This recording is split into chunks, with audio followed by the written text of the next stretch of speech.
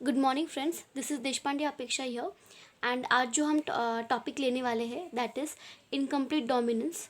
तो पहले हमने जो क्रॉसेस के ऊपर लिए थे, जैसे हमारा पहले का जो टेस्ट क्रॉस वगैरह, फिर उसके बाद मोनो हाइब्रिड क्रॉस, ये सब हमने लिए थे। एंड फिर जो हमारा लास्ट लेक्चर था वो था मेंडल्स लॉ ऑफ इनहेरिटेंस।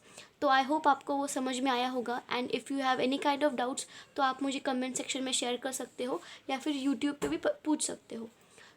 आज जो हम लेक्चर लेने वाले हैं दैट इज़ इनकम्प्लीट डोमिनेंस। तो फर्स्ट मैं आपको एक काम करती हूँ, पहले इसका डेफिनेशन समझाती हूँ। देखो, आपको पेपर में एक ध्यान रखना है। फर्स्ट आपको जो इसका डेफिनेशन है वो लिखना है, बिकॉज डेफिनेशन को आपको यहाँ पर 2 मार्क्स मिल जाएगा।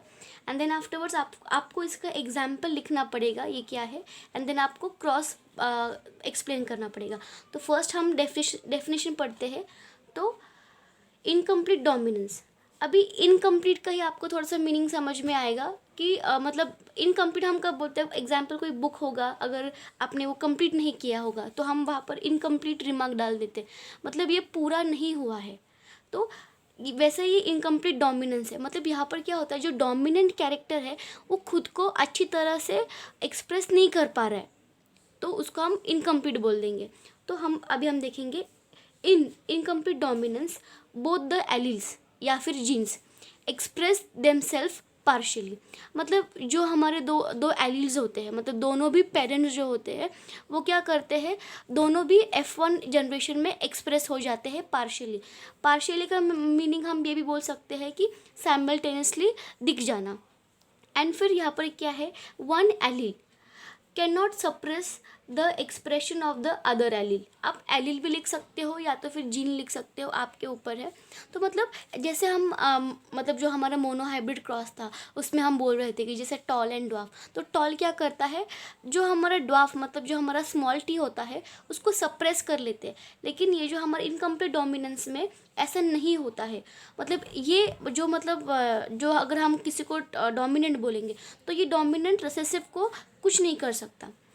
And in F1 hybrid there is intermediate expression, मतलब दोनों भी एक्सप्रेस हो जाते हैं, उसको ही हम क्या बोलेंगे, इनकम्प्लीट डोमिनेंस। जब हम क्रॉस करेंगे तो मैं आपको और एक बार डेफिनेशन समझाऊंगी, मीन्स आपको समझ में आ जाएगा। And then afterwards here we have the example, a cross between Mirabilis jalapa. तो ये मतलब इसका एग्जाम्पल है। ये कभी कभी 1 मार्क्स के लिए या तो MCQ के लिए आता है कि what is the example of incomplete dominance.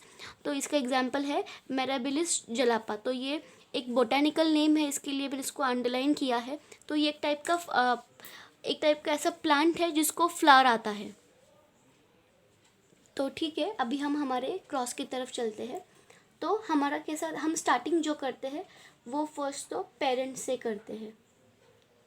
तो यहाँ पर कैसे पेरेंट्स हम ले रहे हैं, तो फर्स्ट है red flower, red flower crossed with white flower या तो फ्लावर आपके हिसाब से। मीन्स यहाँ पर आपको क्या करना है कि जैसे हम ये जो मेराबिलिस जलापा है, तो ये एक ऐसे टाइप का जो प्लांट है, इसको 2 टाइप के फ्लावर आते हैं, एक तो रेड कलर का आता है और एक वाइट कलर का आता है। तो यहाँ पर हम क्या करेंगे कि दोनों का हमने क्रॉस करा दिया। ये जो एक्स साइन है ये तो क्रॉस का ही होता है, ये मैंने प्रीवियस लेक्चर्स में बताया है। एंड देन आफ्टरवर्ड्स अभी हम क्या करेंगे, यहाँ पर हम इसका लिखते हैं जीनोटाइप। तो इसका जो जीनोटाइप आएगा वो क्या आएगा, कैपिटल आर। तो अभी हम क्या करने वाले हैं, तो इसका हम क्रॉस वाइट से कराने वाले। तो जो हमने यहाँ पर कैपिटल आर लिया है, तो यहाँ पर भी हमें क्या करना पड़ेगा, स्मॉल आर ही लिखना पड़ेगा। अगर आपको मतलब इसको W स्मॉल लिखना है तो आप लिख सकते हो, लेकिन यहाँ पर आपको कैपिटल W लेना पड़ेगा। तो इतना आप कन्फ्यूजन खुद मत करो। इट्स बेटर कि जैसा हमारे जो HSC बोर्ड का टेक्स्ट बुक है हम उसी हिसाब से चले। तो यहाँ पर एक काम कीजिए, रेड फ्लावर के लिए आप इसका जीनोटाइप कैपिटल आर ही रखिए। एंड देन आफ्टरवर्ड्स इसका अभी हमें इसका गैमेट बनाना है। तो गैमेट में क्या होता है, हम एक ही अल्फ़ाबेट लिखते हैं। तो यहाँ पर कैपिटल आर आएगा एंड फिर यहाँ पर स्मॉल आर आ जाएगा। ओके, तो अभी हमें क्या करना है, इसका मतलब जो F1 आएगा क्रॉस करने के बाद इसका जो ऑफस्प्रिंग आएगा, तो ऑफस्प्रिंग को हम क्या बोलते हैं, तो F1 जनरेशन हम बोलते हैं। तो अभी इसका F1 जनरेशन क्या आएगा, तो एक तो कैपिटल आर आएगा और एक स्मॉल आर आएगा। जैसे हम हमारा मोनोहाइब्रिड क्रॉस कराते हैं, ये प्रोसीजर सेम ही है, लेकिन यहाँ पर जो कलर आएगा वो क्या रहेगा, तो इसको हम बोलेंगे पिंक फ्लावर। अभी आपको पता होगा कि अगर हमने ऐसा किया कि जो हमारा जो हम पेंटिंग करते थे स्कूल कॉलेजेस में, तो अगर हमने रेड पेंट लिया, अगर उसमें हमने वाइट पेंट डाल दिया, तो कलर क्या आने वाला है, तो कलर आएगा पिंक फ्लावर। मतलब यहाँ पर अभी हमने क्या किया, यहाँ पर भले ही हमने कैपिटल आर डाला है, मतलब इसको हम डोमिनेंट डिनोट कर रहे हैं और इसको रिसेसिव डिनोट कर रहे हैं, लेकिन फिर भी ये जो F1 जनरेशन है, इसमें जो मतलब इंटरमीडिएट, मतलब दोनों को मिला के, ये जो मैंने वर्ड बताया था ना इंटरमीडिएट, तो वही आएगा। तो मैं आपको अभी एक काम कराती हूँ, ये जो डेफिनेशन था अभी मैं आपको और एक बार रीड कराती हूँ, मीन्स आपको समझ में आएगा। In incomplete dominance both the allele express themselves partially, मतलब ये जो दो एलील थे, मतलब कैपिटल आर और स्मॉल आर, दोनों भी एलील क्या हो गए, तो एक्सप्रेस हो गए, पार्शियली एक्सप्रेस हो गए। वन एलील मतलब ये जो है कैपिटल आर वाला समझो, one allele can not suppress, मतलब जैसे हमारा मोनोहाइब्रिड में क्या हो रहा था, जो हमारा कैपिटल टी है स्मॉल टी को सप्रेस कर रहा था, तो वैसे यहाँ पे सप्रेस वो नहीं होता है, मतलब can not suppress the expression of the other allele completely, मतलब इसको कंप्लीटली नहीं कर सकता। In F1 hybrid there is intermediate expression, मतलब यहाँ पर क्या हो गया, इंटरमीडिएट जो हमारा पिंक फ्लावर था वो हमें मिल गया। तो अभी हम क्या करेंगे, F2 जनरेशन, या तो आप सेल्फिंग ऑफ ये भी लिख सकते हैं, सेल्फिंग ऑफ F1, मतलब ये जो हमारा F1 जनरेशन है इसका सेल्फिंग कराना है। तो सेल्फिंग के बाद आप एक याद रखिए कि हमें अभी यहाँ पर जो है पुनिट स्क्वायर या तो चेकर बोर्ड, आप जो बोलना है बोल सकते हो, वो हमें बनाना है। आप थोड़ा सा स्केल वगैरह यूज़ कर लीजिए।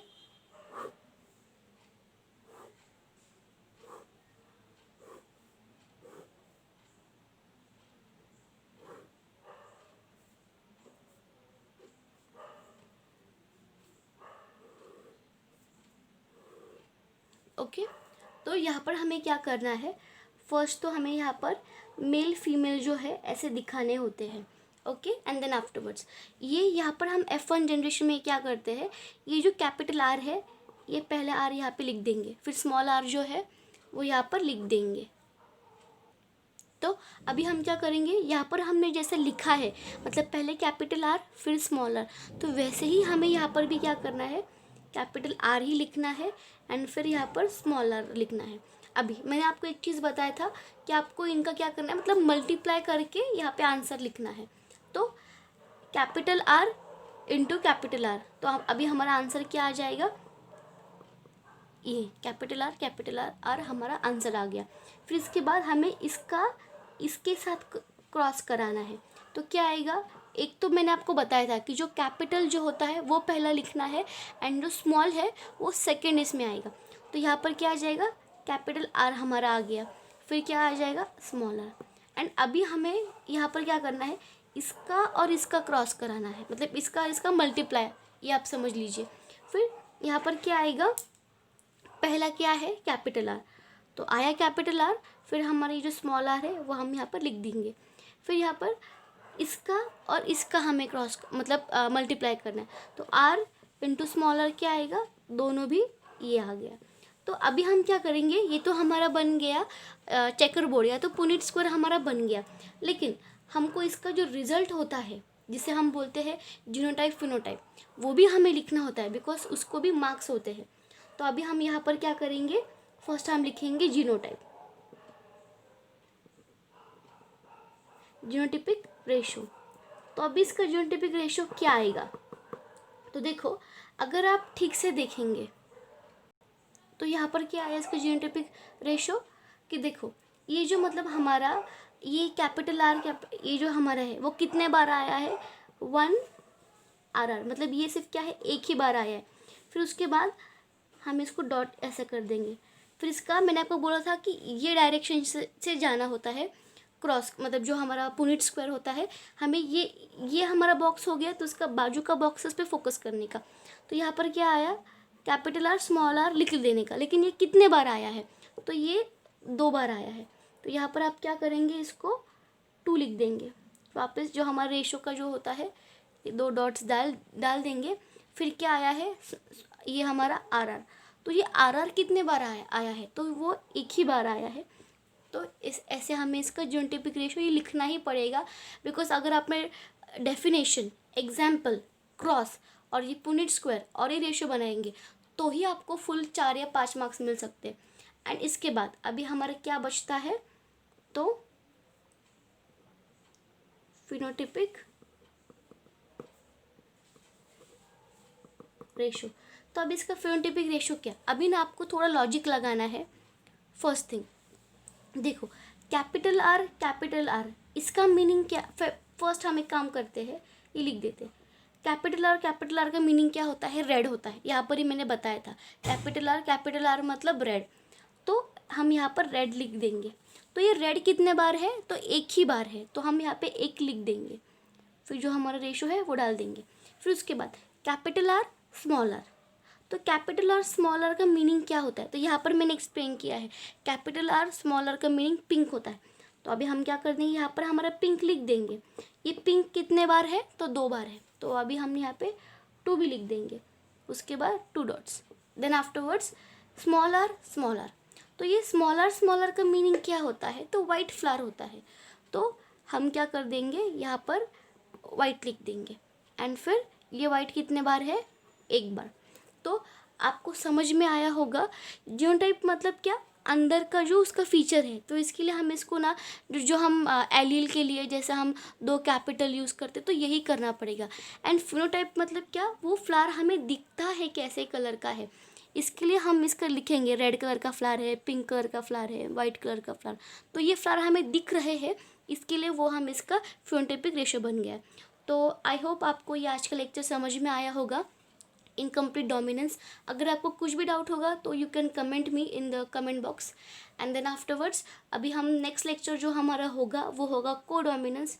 And thank you for watching my video, and please like and subscribe to my channel. Thank you.